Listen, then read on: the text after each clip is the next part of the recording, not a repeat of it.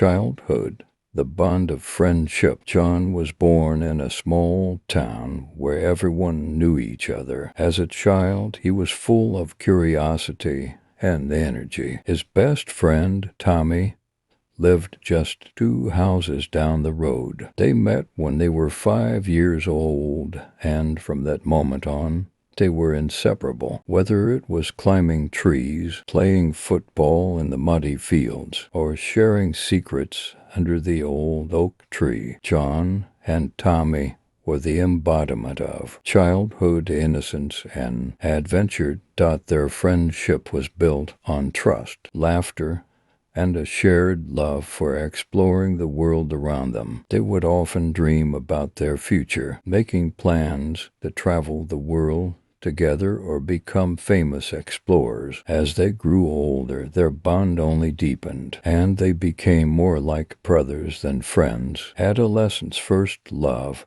As John entered high teenage years, life started to change. His friendship with Tommy remained strong, but now there were new experiences and emotions to navigate. At 15, John met Sarah, a girl who had just moved to town. She was different from anyone John had ever met, bright, confident, and with a smile that could light up the darkest room. John fell in love for the first time. Sarah became his girlfriend, and their relationship was a whirlwind of emotions, intense, passionate, and full of the highs and lows that come with young love. They spent endless hours together, talking about their dreams and the future. John often confided in Tommy about his feelings for Sarah, and Tommy, being the loyal friend he was, supported John through it all, even when things became complicated. However, like many young romances, their relationship eventually ended. Though it was painful, John learned a lot about love, trust, and the importance of communication during this time. He and Sarah parted ways, but the experience shaped the man he would become. Adulthood, marriage, and fatherhood. In his early 20s, John met Emily, a kind-hearted and intelligent woman who would become his wife. Unlike his teenage romance, John's relationship with Emily was built on mutual respect, understanding, and shared values. They got married, bought a house, and soon after welcomed their first child, a boy named Michael.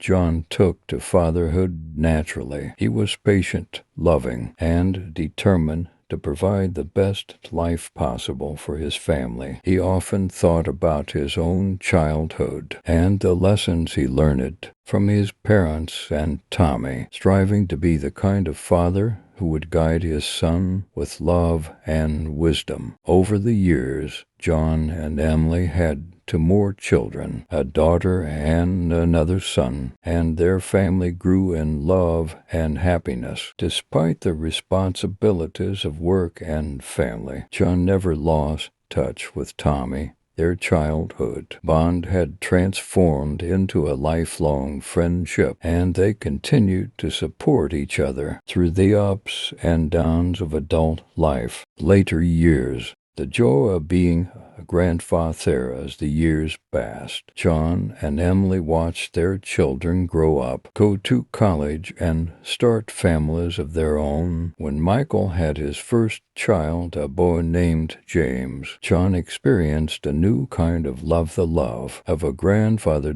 James was full of energy. Much like John had been as a child, John and James quickly became close, with John often telling him stories about his own childhood adventures. With Tommy, John found immense joy in teaching James how to fish, how to ride a bike, and sharing with him the wisdom he had accumulated over the years. In his later years, John reflected on his life with a deep sense of fulfillment. He had experienced the joy of lifelong friendship, the intensity of young love, the stability of a loving marriage, and the unparalleled happiness of seeing his family grow. grow. Though life had its challenges, John knew he had lived a rich, meaningful life surrounded by those he loved most.